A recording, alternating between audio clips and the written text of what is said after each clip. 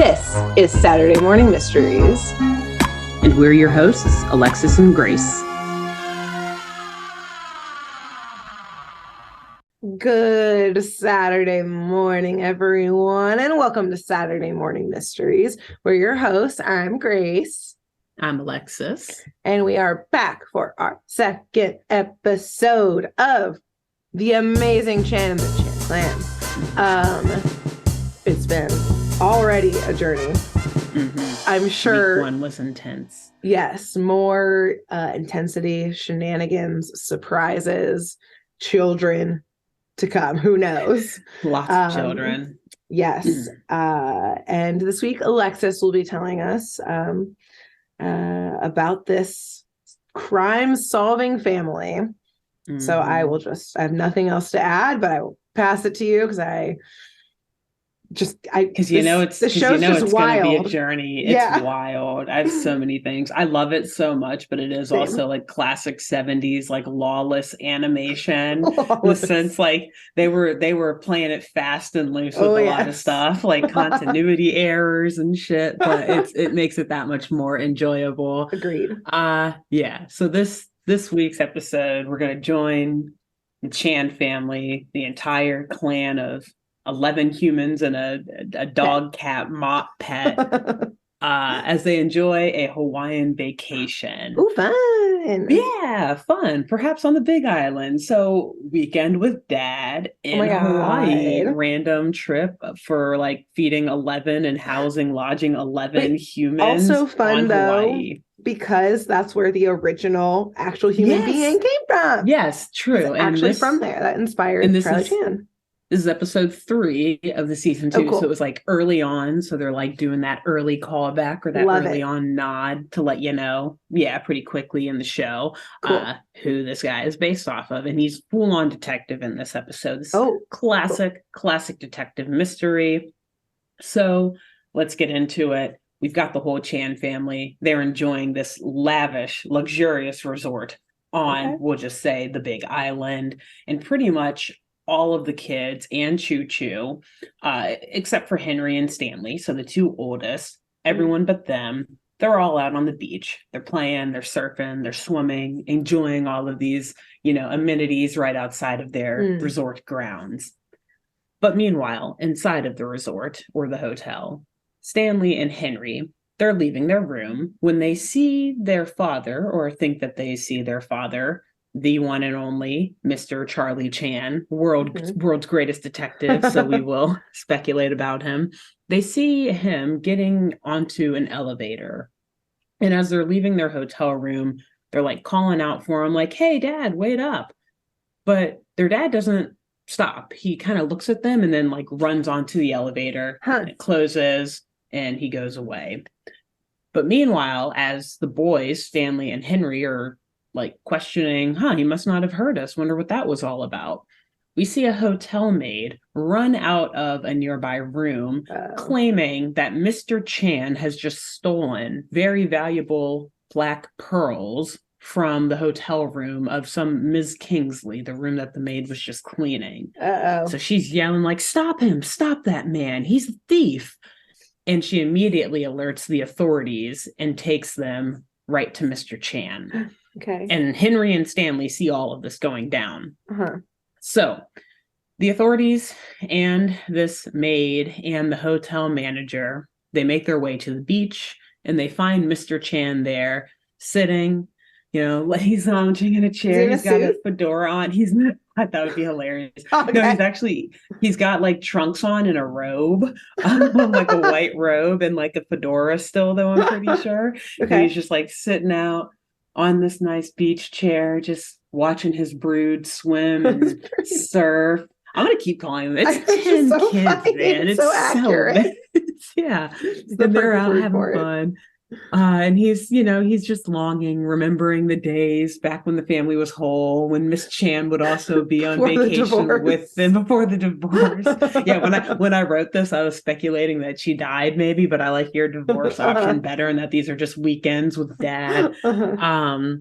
And then all of this, these deep thoughts that he's having while enjoying this vacation, they're interrupted when a police officer and the manager and the maid ask him, like, dude, what do you know about these black pearls that just got stolen? She says she saw you steal them. So Mr. Chan, he's like, what? Go ahead. Benefit of having 10 kids, you always have at least 10 witnesses for your alibi. Boom. Yeah. So Mr. Chan, he tells everyone he's been sitting right there on the beach all afternoon and that he knows nothing about the stolen pearls.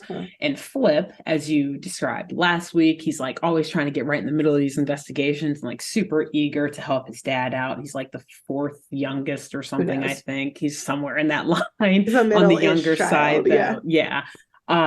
Flip, he rushes to his dad's aid and tells the police officer, that his father would never do such a thing and that the maid must have gotten something confused. But the officer tells everyone that the maid has witnesses to support her claim. So I know that's what I was like, yeah, he does have 10 kids. 8 of them arguably maybe saw him on the beach. But the oldest two, the most reliable, Stanley and Henry, they say that they saw their father getting onto an elevator only minutes earlier. Oh, damn. And he was rushing away from the room that the maid said was burglarized. And they mentioned that he didn't respond when they called out his name. Damn, they're throwing the dad under the bus immediately. No questions asked. Flip gets pissed. Flip and I think Susie. No. The oldest girl, Alice. Susie, thank you. Alice. Is Alice even one? I think it's Susie. I'm like, do they even have it? Alice is like the maid from the Brady Bunch. Yeah. I don't know. One of these kids. I'm thinking of Anne. Sorry. So it is Susie, but I'm getting her mixed up with Anne. Whatever. Okay. Her and Flip. A few of the kids are pissed that Henry and Stanley are throwing Mr. Chan under the bus. Yeah. Because at the same time, Henley and Stanley know that their dad would never steal anything, let alone precious gems from some rich lady's hotel room. So it's very uncharacteristic of him. But they're also like, but we can't lie to the cops. We saw you. We saw you. It's circumstantial evidence, but anyway. Thanks. Mr. Chan, he now sees that some sort of mystery is clearly afoot. He's like, ooh, thank God. I was just getting stressed out on this weekend. I needed some work to do. I needed a work vacation. So he agrees to go down to the police station with the local officer, plea his case, and perhaps even work with them to help them figure out who the real culprit is, who really stole these black pearls. But, of course, while Mr. Chan is away, aka locked up and under police interrogation, the kids, they don't care about any of that. They're not, whatever. They're like, now, how do we circumvent the law and undergo an investigation of our own? Moments after they were like, we must respect the law and tell the truth. Yeah. Only when it's our law. Exactly. They're like, all right, Dad's in jail now. Fuck the cops. Let's go. Let's find this guy. We're not going to wait on their investigation. Yep. So all these kids, they're innocent, or they're certain that their father is innocent. So they're like, all right, let's all kind of I guess, break up, or let's keep on doing what we're doing, on our resort excursions. However, on the side, we're all going to look into different culprits here who may be at fault. So we're going to break this up, the rest of this episode, essentially into 4. That's the backdrop. That's how our mystery gets started. Okay. And we're going to split up each group's investigation, because otherwise it would be way too hard for me to jumping around. Exactly. There's a lot of jumping around, and it's easier to just tell them all as one linear investigation versus another and another and another. And I'll ask you at the end who you think gets it right in their investigation. So cool. The first group is Susie, Alan, Anne, and Tom. So kind of the middle schoolers to low teenagers, the maybe 7th 15 through 9th grade. Exactly. Yeah, the 15-year-old to the 11 or they're 12-year-old, maybe something like that range. So, and also Choo Choo, of course. Choo Choo joins them. Great. So this group, they have decided on their nice resort weekend with Dad in Hawaii to go for a nice boat ride and a scuba excursion. Cool. Hilariously, Tom, the youngest in that group, is the one driving the boat to It's The like, resort where was is the just like, supervision? here you go. Yeah, here you go. Here's your engine. Do you know how to work this thing? Cool. Yeah, you'll be We all right. trust you. You And said yes. Great. they have like all the scuba gear and stuff too. So like I guess they're certified, everything. Like no big deal. Wow, resorts are truly all So inclusive. they are. Mr. Chan, he pays all the expenses. He doesn't Mhm. care. I'm telling you, this guy, he's got a good gig. I think as a for Yes. hire investigator, he goes around the world working for the wealthiest, biggest governments. For sure. Anyway, so this first group, they're out on the water, riding their boat, talking about who may be impersonating their dad. But all the while, we also see two bigger, dark-haired men in scuba gear on the beach talking about stashing some bag of something underwater where no one will find it. Okay. And one of the men, he like puts his mask on and he starts walking into the beach to just swim out, I guess, and like scuba right from the beach down whatever to hide this bag of whatever he's got. And the kids see him. And it's not until after he puts on his mask, though, that they're like, oh, I wonder, is that dad? It kind of looks like dad. Okay. Yeah, they're like, interesting. But even if it's not dad, because he did just get arrested, so Right, actually he in shouldn't be jail. here, that looks like someone who could be impersonating our dad because he's maybe the same size, but otherwise we can't see anything about his face or whatever because he's in a full-on scuba gear. Yeah, but for some reason, they think this guy could be impersonating their dad or that it is their dad. Regardless, they decide to also throw on their gear and get on in the water and follow this guy. Because they'll either be like, hey, dad, what's up? What you doing here? Or they'll catch a criminal. Either option. Or cool. They'll see like a fellow vacationer.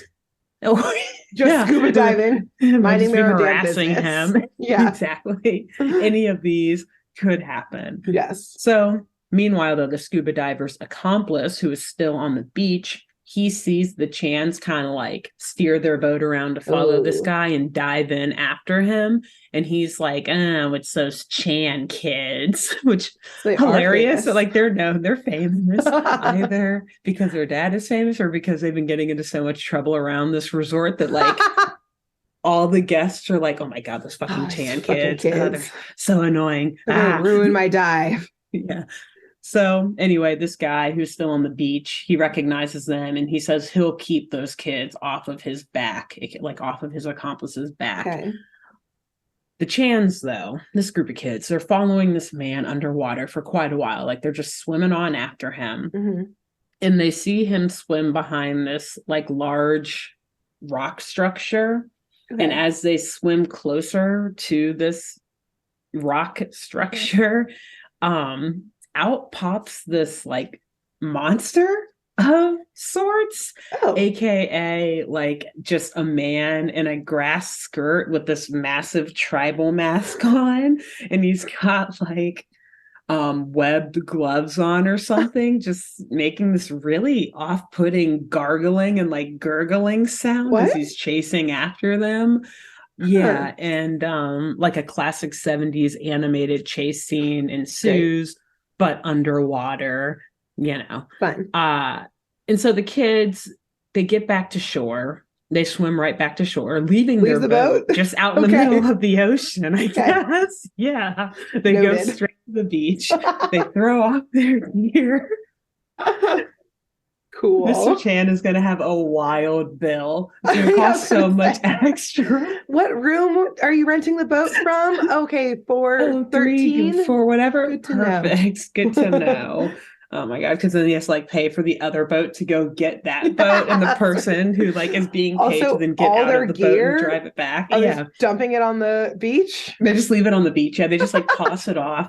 They're sitting under a tree, just like, what the fuck was just chasing us? Man, what was that thing? Which obviously it was the scuba diver who you were just following. Like you literally followed him to that rock and then he popped back out and scared you. So anyway, I think they kind of know that, but they're like more so like, why did he just do that? What the fuck is going on? So they're very suspicious of this mysterious scuba man and his accomplice, who, again, were saying that they had something to hide underwater in this nondescript bag.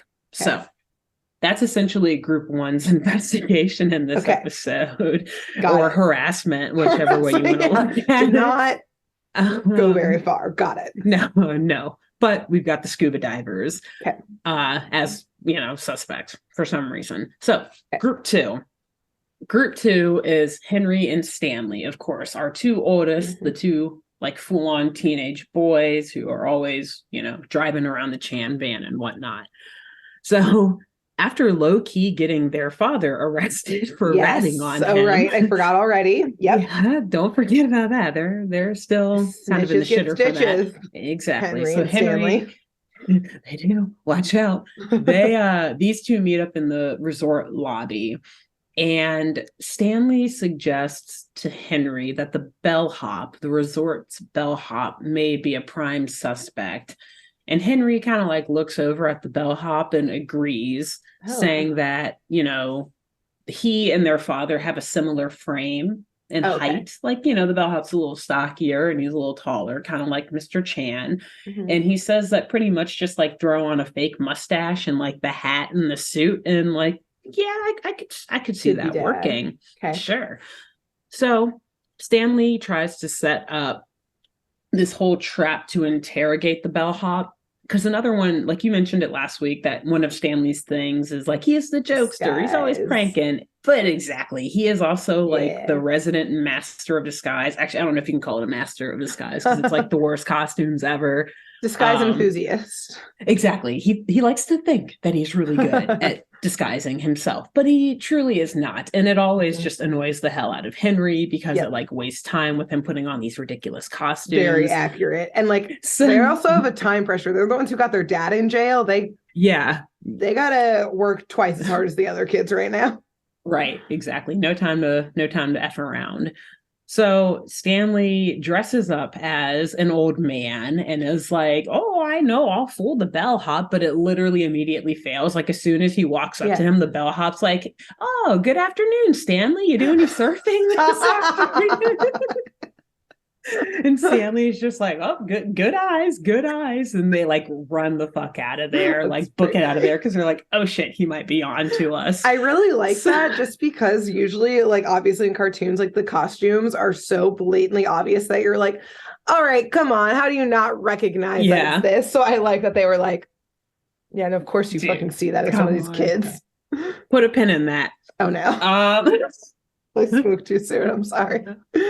Give me like 3 more lines and then we'll be laughing all over again. Okay. So yes, Henry and Stanley, maybe a few more than 3, but yes, put a pin in that. Henry and Stanley, they're booking it out of this resort now because they think that the bellhop may be on to them because Stanley was just a complete idiot in that costume. But while they're running off the resort grounds, they're stopped by the same masked grass skirt wearing monster man that was chasing group 1, the first group of kids underwater. So this man also like breached or whatever and then just started chasing whatever Chan kids he could find on land. So, and also the land chance, the land chance. By land or by sea, the Chans are everywhere. We'll be there. So Henry and Stanley, they outrun this monster man going like all around the resort grounds. And they start to speculate that whoever is in that costume chasing them is some accomplice of the bellhops. Okay. So as a result of this romp around the resort grounds being chased all over the place, Stanley and Henry happen upon a luau. And they obviously weren't invited to this one. So they're like peeking into it from behind some like bushes, like wondering what's going on there. And they see the bellhop is there. He's among the party goers. Okay. He got there very quickly. Or maybe Stanley and Henry were just being chased around for like an hour. Actually, no one is helping them as they're being chased by this giant they're just like these fucking Chan kids. Oh my God, they're all over the place, land and sea. I didn't see the land chance. Oh my God. So anyway, Henry wonders why the bellhop is there, and Stanley is like, "Don't you get it? Like a luau would be the perfect place to meet an accomplice after stealing some shit." Which, like, I'm not so sure about that. Maybe I could be in better places, but okay, whatever. Yeah, okay. Yeah, but cool. And Henry is like, good point, but we need to get in closer to investigate. So Stanley, again, is like, oh, they'll never recognize me in this costume. Oh no. He dresses up, it's like a cross between like a flamenco dancer, and like the Chiquita banana woman, like on their logo, where he has like that headpiece with all the fruit, but like the very wavy, like flowy, frilly red pants, but also like a bikini top like with crop like top. I can, with like yes, with like the boob padding, and he like has like a little added like wig, like ponytail bun or whatever, and like heels on. Oh my god! And he's like talking like this. Stanley was just a drag queen in the 70s and didn't have the name for it. He's trailblazing, man. He's a trailblazer. So Henry strongly advises against Stanley going in like that. Yeah, smart. But Stanley ignores him and makes his way right on into the luau. And he's like shaking his hips while he's walking it. And let's take out that pen that we put in earlier when I complimented the writers. The bellhop looks up and sees Stanley walk in. And the bellhop, I didn't mention this before, but he's like dancing with a woman. Like they're slow dancing on the dance floor, enjoying this luau. The bellhop looks up and sees Stanley walk in, and he's like, wow, throws his fiance to the side. Yeah, by the way, we find out this is like their engagement party. Yeah. You just see like it's like the pink background and like stars in his eyes, just like slow motion. Stanley's just shaking his hips. So this guy, he's like, wow, throws his fiance to the side and runs up to Stanley like, aloha, cutie. How about you and me dancing? He's like shimmying as he says it. And Stanley obviously accepts, like, of course.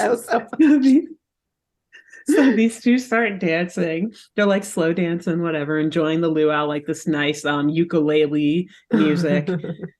And the bellhop's fiance comes up to him and like turns him around and is like, well, this engagement's off. He like throws the ring off and like throws it at him. Yeah. And the bellhop's like, easy come, easy go. Like, I got my new piece. What do I care about you? But he turns around and Stanley is also run away. Oh, I guess Stanley's like, oh shit, I'm not cut out for this. All right. Well, they uncovered one mystery of a scumbag. Yeah. So the bellhop, whether he's guilty of impersonating Mr. Chan or not, unclear. We at least know that he is a scumbag. At least. And so on their way back to the car, Henry says, like, God, see, I knew that this would be a waste of time. This was just like his engagement party. He's not trying to meet with some accomplice. And Stanley hilariously is like, oh, I don't know. It wasn't a total loss. And he like holds his hand out. I'm engaged. He's like flashing the ring. So also now Stanley's the thief. Like at the very least, the bellhop's going to want to return it for that money back. For the money, like, he's not making a lot. Yeah, he's a bellhop. He's super exploited. Nope. Stanley's got it. He's got it, and he's very happy. He's like smiling. I mean, it's hilarious. You're gonna crack up when you watch it. This. The writing, it's amazing. Anyway, so meanwhile, while they've been literally ruining some man's engagement. Literally ruined like that woman's life, her family's life. Like, yeah, the bellhop. Do you know how, like, that's a destination wedding we're talking about? Her whole family had to fly all the way out to Hawaii. This was a big luau. Like, there were a lot of people there. They had a band playing. Oh my gosh. Anyway, so while the Chans were doing this, Mr. Chan has been released from jail. Okay. And he makes his way back to the resort. So he was able to talk through with the police officers or whatever, prove his innocence, at least enough to enjoy the rest of his weekend with his kids. Okay. And he immediately meets up with Henry and Stanley. And Stanley's still in costume. No, he's back in his normal clothes. His normal clothes. Got it. Honestly, though, Mr. Chan wouldn't question it. Yeah, he wouldn't even blink. I told you guys not to look into this investigation. He would already know what they're doing. Yeah. like, God damn it again. God. What did you find out? Anything of use? Yeah, anything good? Oh, you're engaged. Cool. We gotta get the fuck out of here. Yeah. Great. Thanks for throwing me in jail. By the way, glad that this is what you've been doing. Literally, my only kids who are like of legal age and who could have come down to the station to do something about me being arrested are breaking up engagements and partying. Cool, yeah, cool. We're never getting back to this being revolutionaries in like the drag industry. Yeah. Or get blacklisted from Sandals Resorts from here on out. Thanks. Thanks. So the three of them, they're making their way back up to the room, Mr. Chan and Stanley and Henry. And as they're getting off of the elevator, again, we see the same maid from before. She's frantically shouting in the hallway, like with a room door open behind her, saying that she's just seen Mr. Chan yet again in that hotel room, stealing more jewelry. Yeah. From the same room?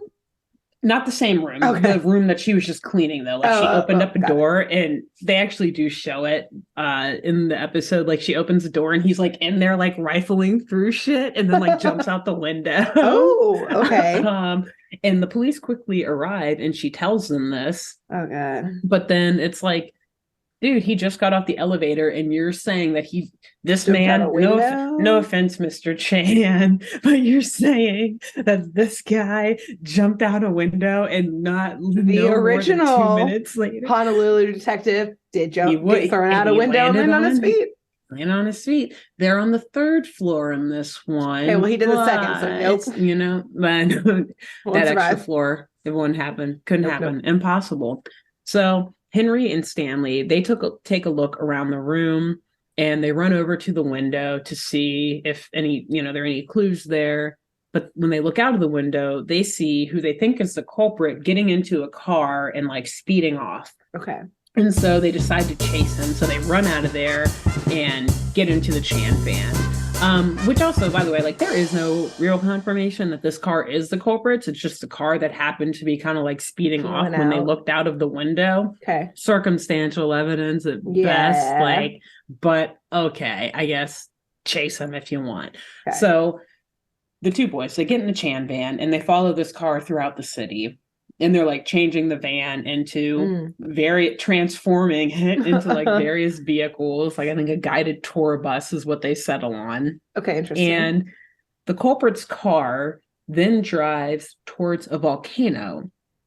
And obviously the boys follow because they can't shake the mystery. And so they're like driving up this very narrow, winding dirt road up to the top of a volcano. Safe. Again, changing the Chan van with their the Chan. So somehow throughout this chase, though, they go from being on the top of a volcano to driving on the beach.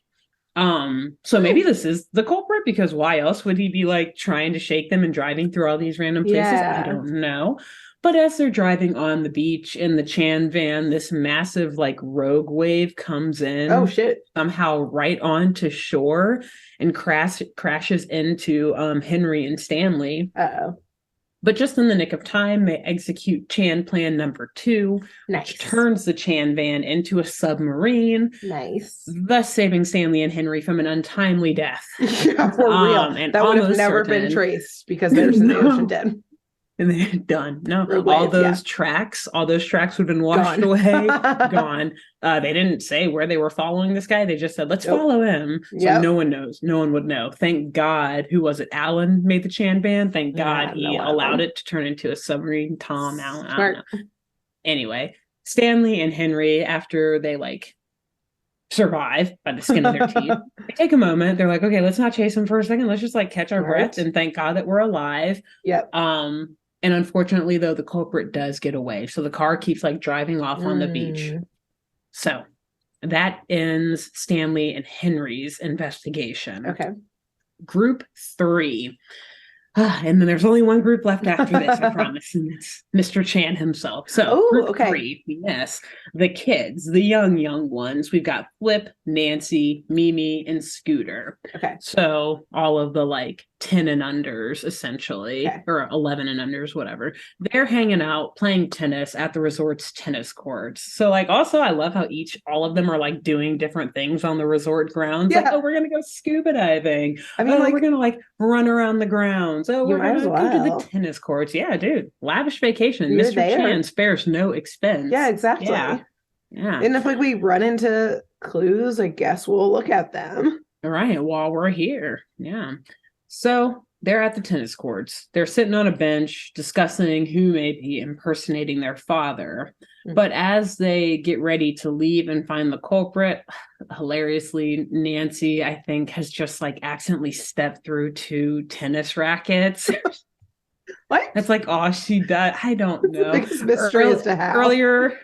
Earlier, we just see her. You know what? We're gonna give Nancy some justice here. Okay. Okay. She doesn't do anything, so we're just gonna describe as much as we can of Nancy because I feel bad that they literally just wrote her as like she's always eating and breaking things. You know what? Yes, she is, but we're gonna say it. We're gonna say it with pride. We're gonna give Earlier her in this episode, she's like sitting on the beach, just like eating a whole pineapple, like and it's like chopping it up and just eating it until like a bird like steals it from her. And then now she just like you just see her standing like each foot is through a tennis racket. The tennis rackets are like around her ankles. Like, it doesn't show her break them. You just hear like a commotion and the camera pans to her and she just has tennis rackets around her ankles. Oh, Nance. Oh no, Nancy. Oh, girl. Okay. Can relate though. So anyway, the kids are getting ready to leave to find the culprit, but they look over and they see their father walking towards the tennis courts. But they're like, is that dad or is that the impersonator? Because like he's supposed to be in jail right now. Like they don't realize that he's been released yet. So they think he's the impersonator and again, Mr. Chan's bill is about to go up. Oh, no. They rip the net off of the tennis court. They've already broken the rackets. True. 2 rackets and a net. What is it? Nah, at all. Pennies at this point for him. They run over. They tackle who they think is the impersonator of Mr. Chan, cover him with this tennis net to trap him. And they're like, okay, we got him. I think we got him. But then Mr. Chan just starts talking and they're like, oh shit, wait, that sounds like dad. And Flip is like, but are we really sure it's dad? And Mr. Chan's like, well, if you want reduced allowance, then I'm sure we can find out. And they're like, okay, yes, we done effed up. That is our father. Sorry, dad. So they release him and I guess maybe do like a general check-in. Like maybe he's like, you guys having fun? You guys good? Anything crazy happened while I was in jail? No. Clearly you tried to just tackle someone, but you said you'd stay out of it, right? No? Right. What's happening? You're good. All right. And I guess maybe the kids also check in with him. Like, everything okay? How's jail? You get beat up in jail? How was jail? Nancy just broke 2 tennis rackets. We were going to bring him to you in jail, but I guess you're here now. So you're here now. So you'll just see him on your bill. Yeah. So after this, the kids, they head into town, I guess, to go for like an early evening stroll. And they come across a jewelry store that happens to be selling black pearls, much like the pearls that were stolen from the resort at the beginning of the episode. The ones that started all of this whole debacle. Okay.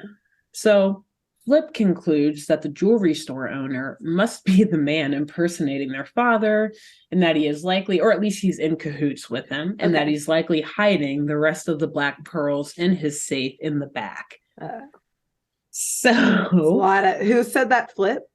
Flip. Jumps to a lot of conclusions. Like flipping right into those conclusions. Flipping right in. So these kids, they devise a plan so genius, so cunning. I honestly, Grace, have to say, it's almost a travesty that this plan does not work. Okay, let's hear it. They hop on each other's shoulders and Yes! cover themselves in a long draping dress. Yes. Oh, a dress. And then a dress, not a trench coat this time. It's like a nice, it's got Ooh. like flowers and stuff on it. And it's Summery, like pink. Hawaiian. Exactly. I think Nancy's on top. Oh, here we go. This is her They time to included shine. her? Oh God, okay. They included her. Nancy? Don't fuck this up, Nancy. Fuck it up, Nancy. Put a pin in that. Oh God. No, she's gonna fuck it up right stab now. herself with the pin. God damn it. And then she'll like try to use it to poke a pineapple or something to eat.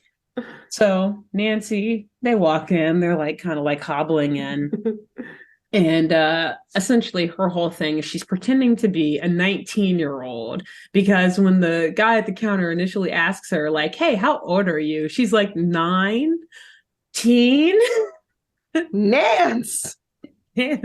So she says she's 19 and that she's inquiring about some black pearls because her fiance would like to get her some. Okay. And the man at the counter, immediately off put by this and clearly not falling As for he should be. As he should be. Tells her that the only black pearls that he has are the ones in the window. So she thanks the man and says goodbye, and the kids like clumsily fumble their way out of there.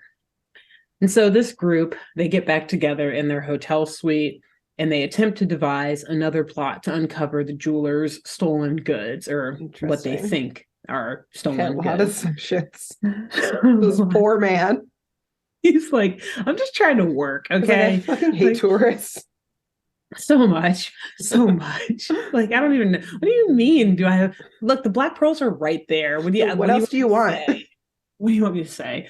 So this time, Flip decides to go into the jewelry store on his own, but using their cool watch devices that you mentioned in last week's episode, he like turns it on so Nancy can hear from outside of the jewelry store. Once he goes in, he says hi to the guy at the counter, and that signals for Nancy to tell Choo Choo, who is now hanging out with them, to make an alarm bell sound from outside of the store. So in addition to being like a quarter cat, a quarter dog, a quarter mop, and a quarter, I don't know what else. Choo Choo also is like, he is also an alarm. Like he makes this like siren sound, literally. Oh, good boy. And you can hear it from inside the jewelry store. And when he starts doing it, Flip tells the jeweler that must be someone trying to break into his safe in the back. And the jeweler, clearly Choo Choo is very convincing because the jeweler freaks out and is like, oh my God, you're right. So he runs to the back to check on the safe. And Flip follows him. But as the man is like rifling through all the belongings and the shit in the safe to see if everything is still there, Flip is like right up on him, like over his shoulder looking. And he's like, have you checked on the black pearls yet? Like breathing down this poor man's neck. And the man is like, I don't have any other black pearls. Why is everyone asking me about this? Like, why are you back here, child? I know this is like the private secure area. This man needs coworkers. He needs help. Truly, he needs help. Truly. This is clearly just like a mom and pop jeweler. Overwhelmed. He thought like, I'll sell upcharge jewelry, just like kind of cheap shit to all the tourists and everything. Well, these Chan kids are about to make him question his whole business. Yeah, he's retiring after this. Yeah. So after he tells Flip that he doesn't have any other black pearls, Flip's just like, okay, bye, and runs out of there, like grabs Choo Choo and Nancy, and they run back to the resort.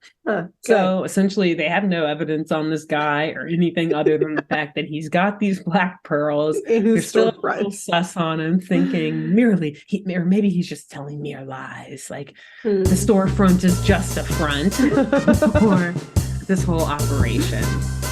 So last but not least, group 4, which isn't actually a group. Well, it kind of is. It's good old Mr. Chan himself and I guess the local law enforcement and some of Mr. Chan's own reinforcements. So after all of the events of this wild day, going in and out of jail, being accused of multiple thefts, being attacked by your children, being framed by your other children, etc. What a day it's been. God damn, I thought this was supposed to be a nice Hawaiian resort weekend. Yep.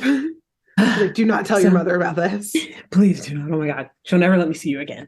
So after this wild day, Mr. Chan is enjoying a well-deserved rest. He's just calmly sitting in a nice lounge chair in the hotel lobby, quietly reading the daily paper, just enjoying his time.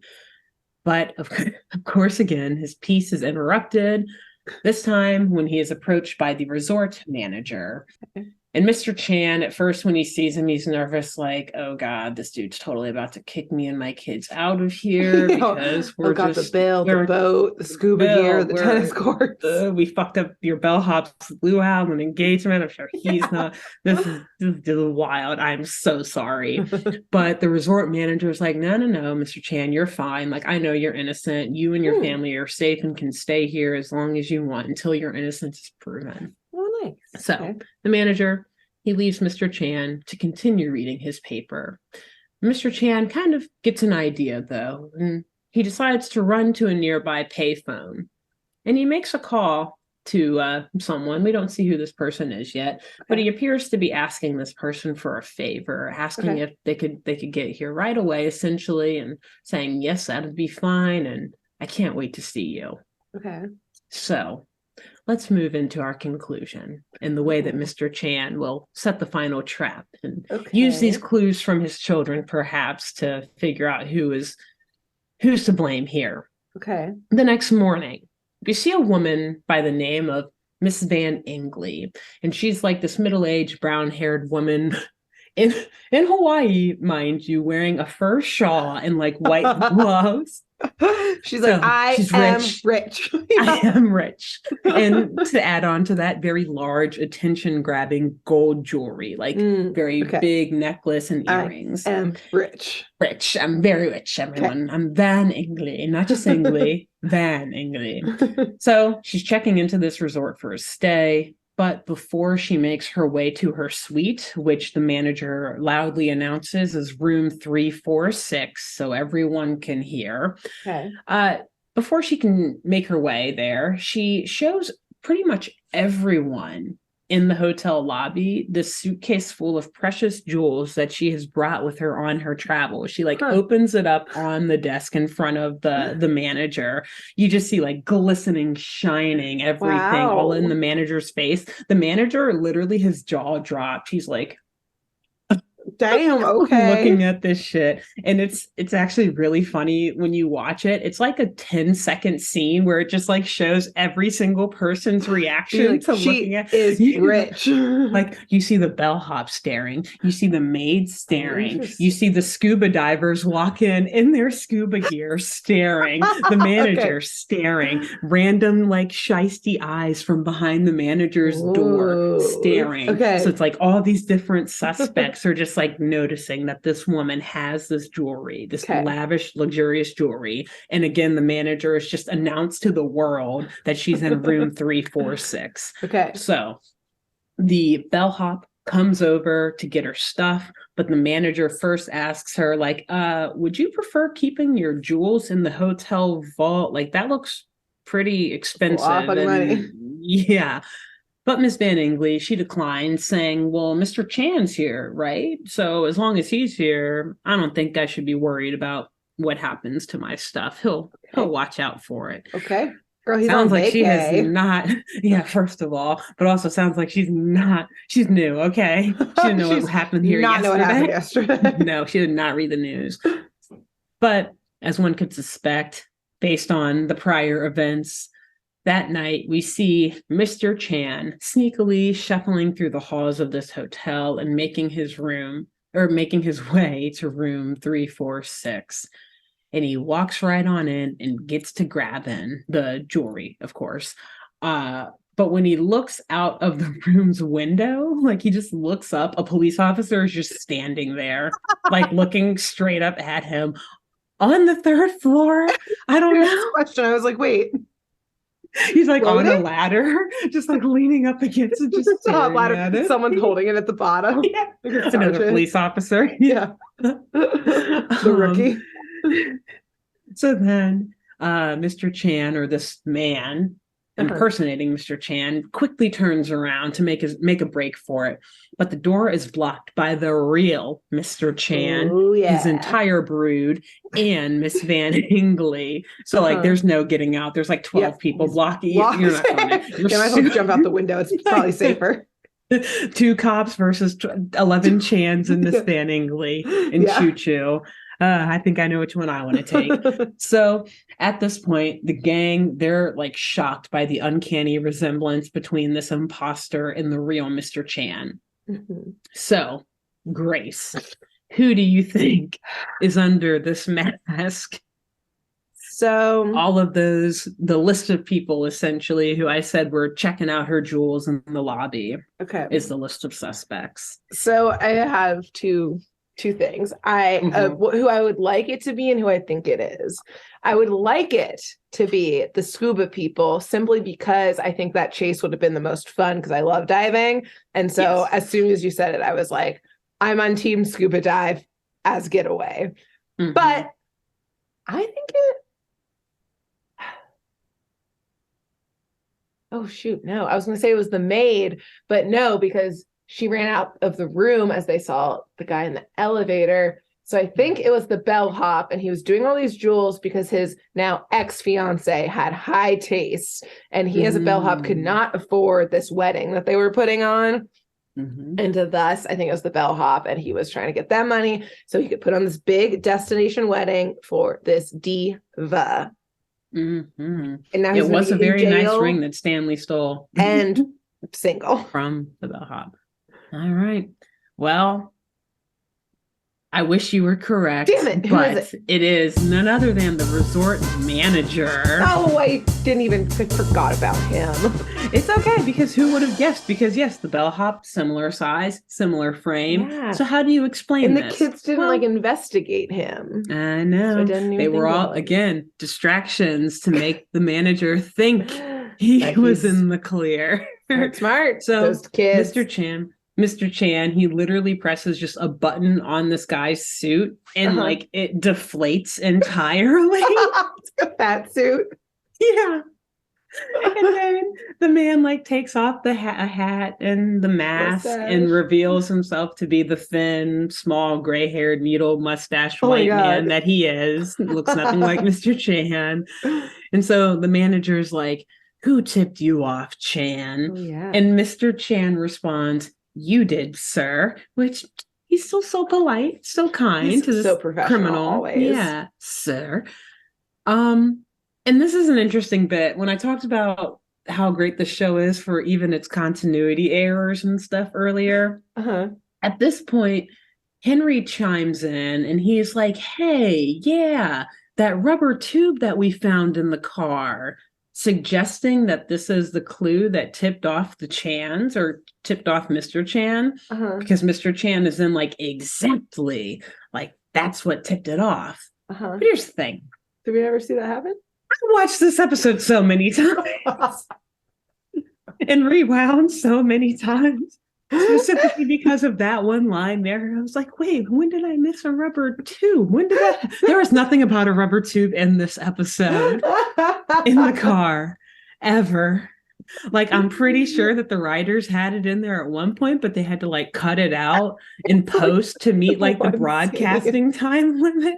They were like, no, we forgot need about the later Nancy eating the pineapple and the tennis rackets on her feet. We need this chase. We need this chase with the tribal mask wearing guy to literally be 5 minutes long. We need the shot of Miss Van Hingley showing off her jewelry to literally be 15 whole seconds.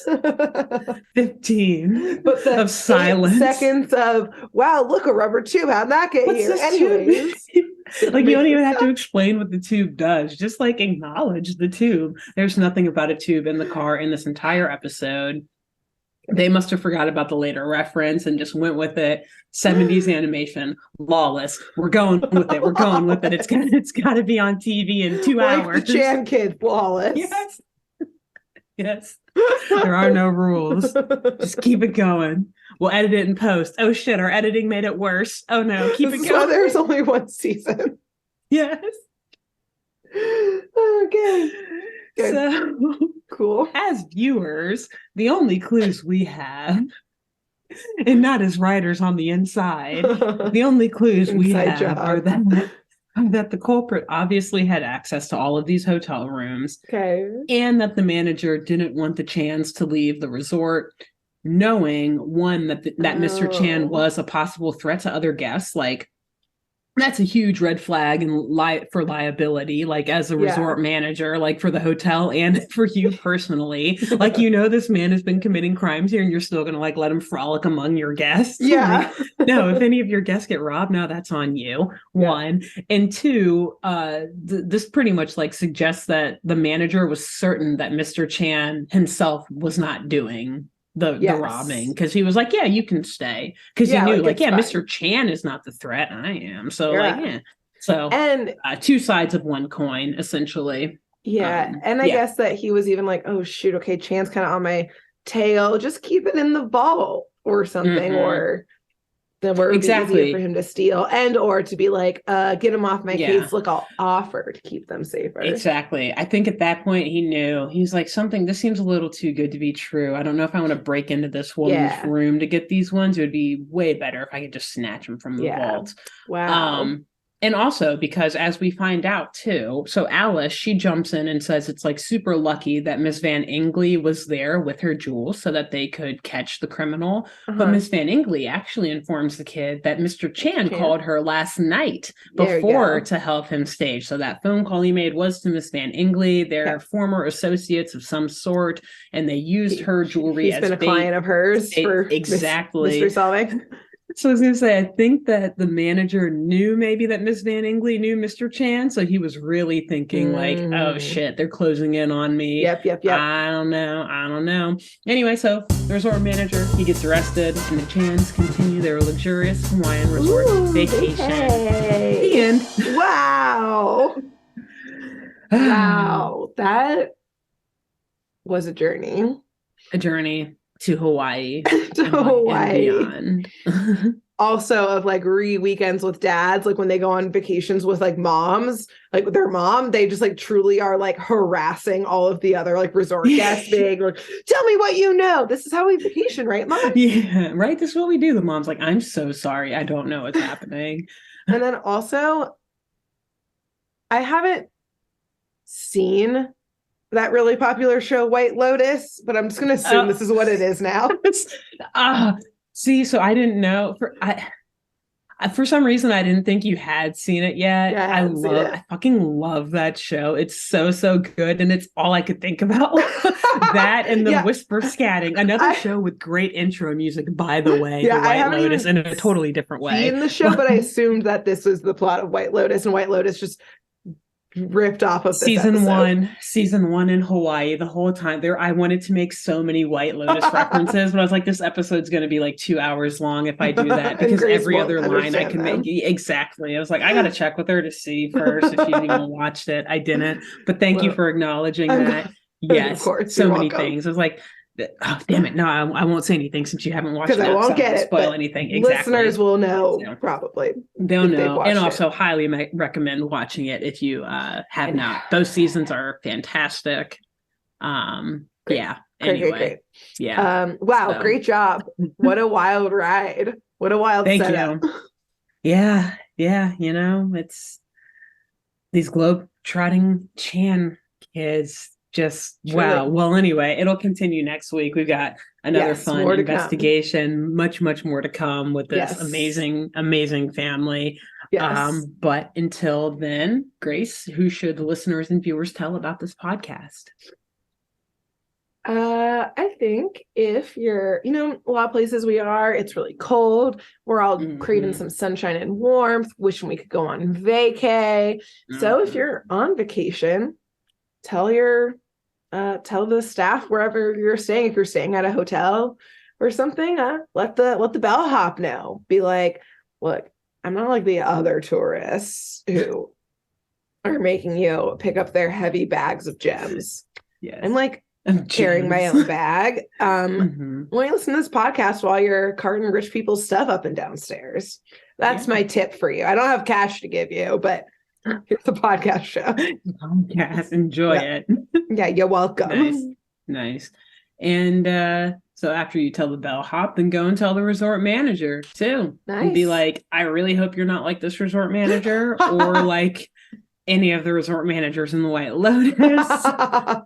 It's really giving resort managers a bad name. The media these days. Yes. It's gotta be tough for them out there now. So tell them too. Yeah. Amazing. Great job. And until then, till next week. Bye. Thanks for tuning in to Saturday Morning Mysteries. If you enjoyed this episode, please share, rate, review, leave us a like, and drop a comment. We post episodes every Saturday and bonus tune tangents whenever we feel like it. So please subscribe so you don't miss the shenanigans.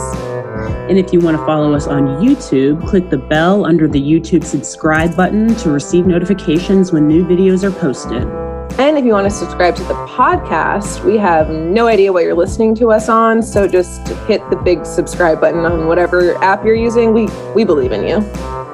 Give us a follow on Twitter and Instagram at SatmornMist, all the abreves, and let us know if you have any episode or show requests by emailing SaturdayMorningMysteries@gmail.com.